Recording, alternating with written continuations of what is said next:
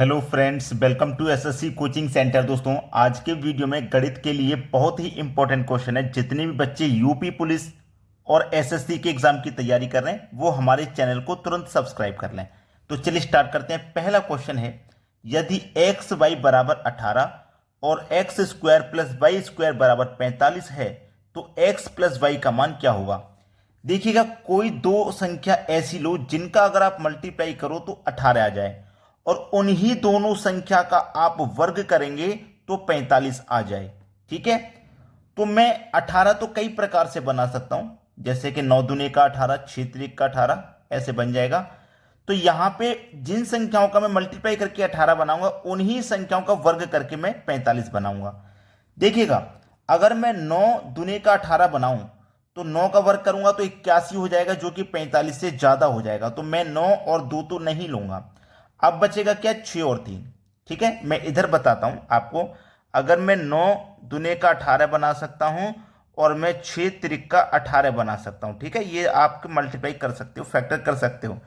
तो मैं ये तो लूंगा नहीं, क्योंकि अगर मैं 9 का वर्ग करूंगा तो 81 हो जाएगा, जो कि 45 से बहुत ज्यादा है। तो ये लूंगा नहीं, मैं ये ले सकता हूं।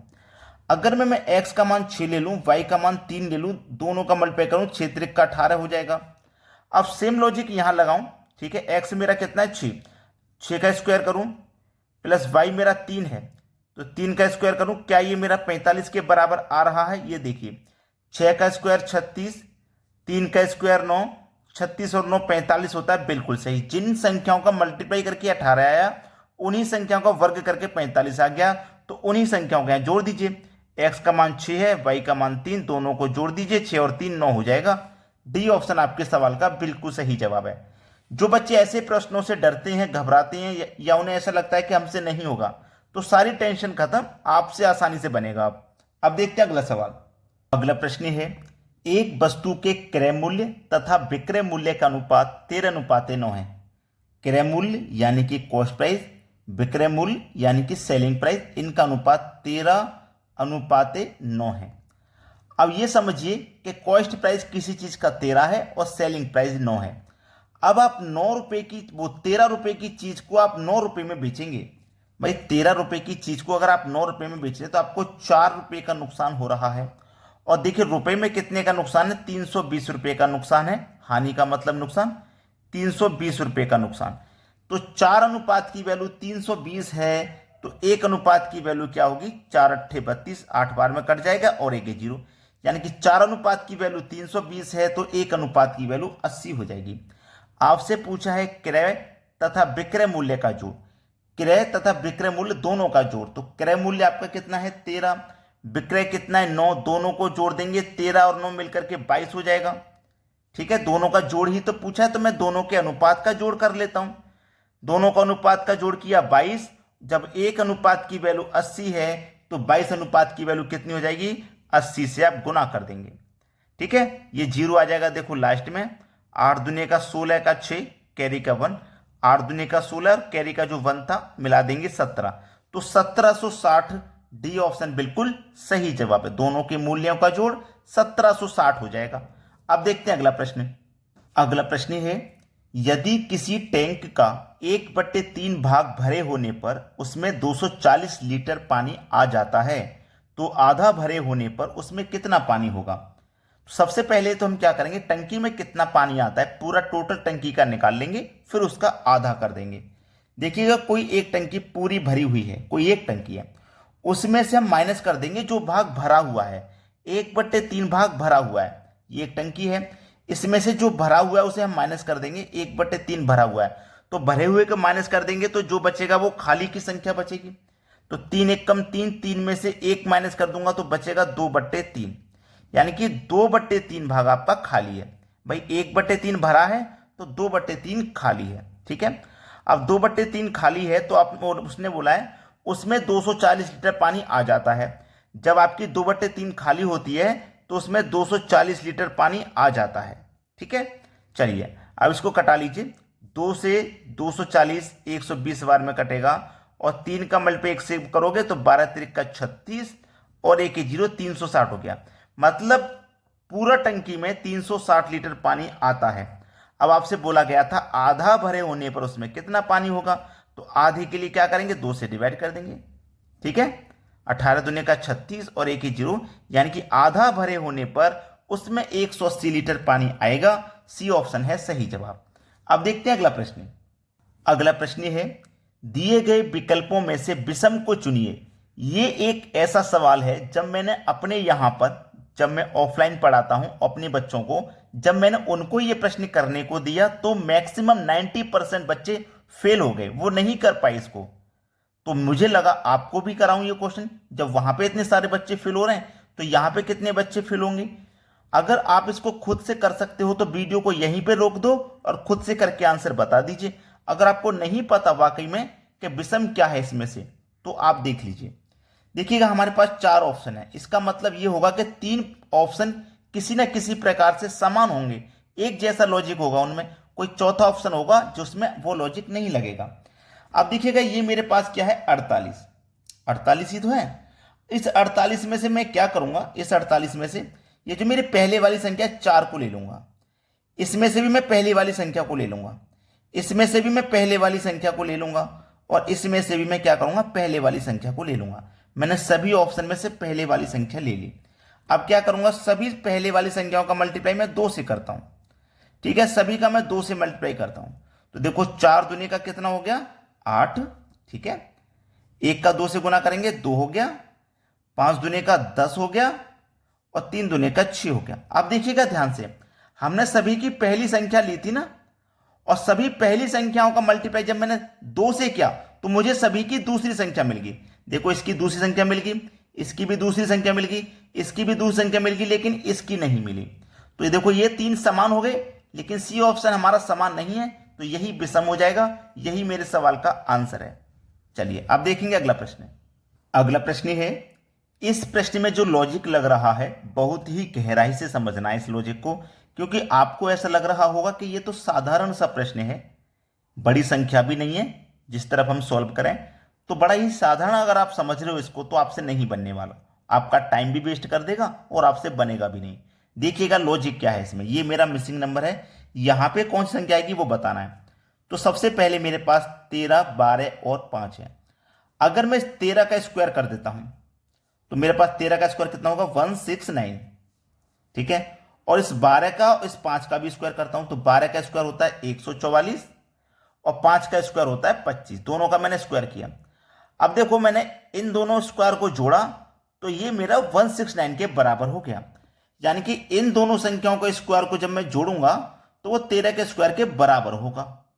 ऐसे ही मैं क्या करूं, 17 का स्क्वायर करता हूं तो 17 का स्क्वायर करूंगा 200, 289 होता है, बराबर 15 का स्क्वायर 225 प्लस 8 का स्क्वायर 64। तो 225 और 64 को जोड़ोगे तो ये इसके बराबर होते हैं, यानी कि 17 के स्क्वायर के बराबर होते हैं। ठीक है, अब यहां पे 25 का स्क्वायर करो तो 625 होता है, और यहां पे मुझे एक संख्या पता है 24, तो 24 का स्क्वायर कितना होता है 576। तो मैं इसमें कितना जोड़ूं, 625 बनाने के लिए मैं कितना जोड़ूं 576 में, को मुझे ये संख्या पता लग जाए। तो इसमें से इसको घटा देंगे तो भी पता लग जाएगा। ठीक है, इसमें से इसको घटा देंगे तो भी पता लग जाएगा। तो 15 में से 6 घटा दूंगा मैं 9, 1 बचेगा, इधर से कैरी ले लेंगे तो 11, 11 में 7 घटा दूंगा 4, 5 बचा, 5 में से 5 गया 0, यानी कि 49 संख्या वो है जो मैं 576 में जोड़ूंगा तो 625 बनेगी। और 49 इसका ये किस संख्या का स्क्वायर है, तो ये मेरे पास 7 का स्क्वायर है, मतलब मुझे यहां 7 लेना होगा। और जब मैं 7 का स्क्वायर करूंगा और 24 का स्क्वायर करूंगा, दोनों को जोड़ूंगा तो 25 के स्क्वायर के बराबर होगा। सवाल यहीं खत्म हो गया, सवाल हो गया यहीं खत्म। अगर आप चाहो तो आगे कर सकते हो, वरना यहीं पे मेरा आंसर आ गया है। अब देखेंगे अगला सवाल। अगला प्रश्न है, एक परीक्षा में कमल ने 70% अंक प्राप्त किए। बहुत अच्छा सवाल है भाई, ये बेहतरीन क्वेश्चन बोलूंगा इसको मैं। एक परीक्षा में कमल ने 70% अंक प्राप्त किए और 4 विषयों में से 3 विषयों में 81, 66 तथा 61% अंक मिले, तो चौथे विषय में उसे कितने प्रतिशत अंक मिले। बेहतरीन क्वेश्चन है। ठीक है, देखिएगा टोटल कितने विषय हैं, टोटल विषय हैं 4। जब एक विषय 100 नंबर का होता है तो टोटल 4 विषय कितने के हो जाएंगे भैया, 400 नंबर के हो जाएंगे। यह बात आपको कंफर्म है, टोटल 4 विषय 400 के हो जाएंगे। अब टोटल 4 विषय 400 के हो जाएंगे, उसमें से 3 विषयों में इतना इतना इतना उसने प्राप्त किया है। तो सबसे पहले मैं क्या करूंगा, एक परीक्षा में कमल ने 70% अंक प्राप्त किए हैं। कितना प्राप्त किया? 70%। तो 400 नंबर का पेपर था, 4 विषय 400 के हो गए, इसमें से 70% प्राप्त किए। तो मैं 70% निकाल लेता हूं, मुझे पता लग जाएगा कितने प्राप्त किए। तो 2 जीरो से यहां पे 2 जीरो कट गए, 4 सत्ते 28 और एक ही जीरो, यानी कि 280 अंक उसने प्राप्त किए चारों विषय लगा के। ठीक है, पूरे 4 विषय में 280 अंक उसने प्राप्त किए, जिसमें से 3 विषय में 81, 66 और 61 प्राप्त किए। अगर मैं सबको जोड़ता हूं, 81 प्लस 66 प्लस 61, अगर मैं इन सबको जोड़ता हूं तो ये कितना आ जाएगा? 1 और 1 2 और 6 8, 6 6 12, 12 8 जोड़ दो तो 20, यानी कि 208 आ जाएगा। ठीक है, 208 आ गया 3 विषय में। देखो 4 विषय में इतना था, 3 विषय में इतना है, तो 4 विषय में से 3 विषय घटा दूंगा तो एक विषय ही तो बचेगा। तो 280 में से 208 घटा देंगे तो 72 बचेगा। तो चौथे विषय में उसने कितने अंक प्राप्त किए? 72%। ये आपका सही जवाब हो जाएगा डी ऑप्शन। क्लियर हुआ सभी को? अब देखते हैं अगला सवाल। अगला प्रश्न है, एक परीक्षा में 900 लड़कियां तथा 1100 लड़के बैठे हैं। इनमें से 400% लड़कियां तथा 50% लड़के उत्तीर्ण हुए। देखिएगा, लड़कियां कितनी हैं? 900 लड़कियां हैं भाई, 900। अब 900 में से कितनी पास हुई हैं लड़कियां? 40%। तो मैं 900 का 40% निकालूंगा, 900 का 40% निकालूंगा, जिससे मुझे यह पता लग जाए कितनी लड़कियां पास हुई हैं। तो 2 जीरो से 2 जीरो कट गए, 9 चौके 36 और एक ही जीरो, यानी कि 900 में से 360 लड़कियां पास हुई हैं। लड़के कितने हैं? 1100 लड़के हैं। 1100 में से कितने पास हुए हैं? 50%। तो मैं 1100 का 50% निकाल लेता हूं। ठीक है, 2 जीरो से 2 जीरो कट गए, ये जीरो लास्ट में, 11 पंजे 55, तो 550 लड़के पास हुए हैं। तो कुल कितने प्रतिशत विद्यार्थी पास हुए? दोनों मिलाकर के कितने परसेंट विद्यार्थी पास हुए? दोनों मिलाकर के 360 लड़कियां पास हुई, 550 लड़के पास हुए। अगर हम दोनों को मिला देंगे तो कितना हो जाएगा? दोनों को जोड़ दो, 0, 5 और 6 11 का 1, कैरी का फिर से 1, 5 और 3 8 और कैरी का 1 9। दोनों मिलाकर के 910 स्टूडेंट पास हुए हैं। कितने में से? लड़का लड़की दोनों मिलाया है ना ये, तो लड़का लड़कियां दोनों मिला दो, तो 1100 लड़के हैं, 900 लड़कियां, दोनों मिला के 2000, यानी कि 2000 में से 910 पास हुए हैं। ठीक है, 2000 में से 910 पास हुए हैं। अब इनको प्रतिशत में बताना है, तो प्रतिशत के लिए आप सीधा सीधा 100 से मल्टीप्लाई कर दोगे। तो देखना, 2 जीरो से आप यहां पे ये वाले 2 जीरो कटा दोगे, 1 जीरो से 1 जीरो ये कट गया। अब 2 से कटा दो आप इसको। ठीक है, 2 से आप कटा दो इसको, तो 2 से मैं कटाऊंगा, 2 चौकू 8, 1 बचेगा 10, 2 पंजे 10। अब तो 1 बचेगा, जाएगा नहीं, 10 में लगेगा, 10 हो जाएगा, 2 पंजे 10। तो 45.5 देखिए आप किस ऑप्शन में है? बी ऑप्शन में। बी ऑप्शन आपके सवाल का बिल्कुल सही जवाब हो जाएगा कि नहीं हो जाएगा? भाई देखिए, हमने क्या काम कर लिया, हमारे पास 910 छात्र हमारे पास हुए हैं। हमसे पूछा गया था कि कुल कितने विद्यार्थी उत्तीर्ण हुए, यानी कि पास हुए। तो कितने पास हुए भैया? हमने निकाल लिए, 910 पास हुए 2000 में से, तो 45.5 हमारे पास हुए। बी ऑप्शन सवाल का बिल्कुल सही जवाब है। क्लियर है? तो कोई भी परेशानी अगर आपको इन प्रश्नों में होती है तो आपको सबसे जरूरी है रिवीजन करना। ठीक है, आपको रिवीजन जरूर करना चाहिए, प्रश्नों का रिवीजन कर लेते हैं, दिमाग में बातें याद रह जाती हैं, भूलते नहीं है बार बार। तो आज की वीडियो में इतना ही। वीडियो देखने के लिए आपका बहुत बहुत धन्यवाद।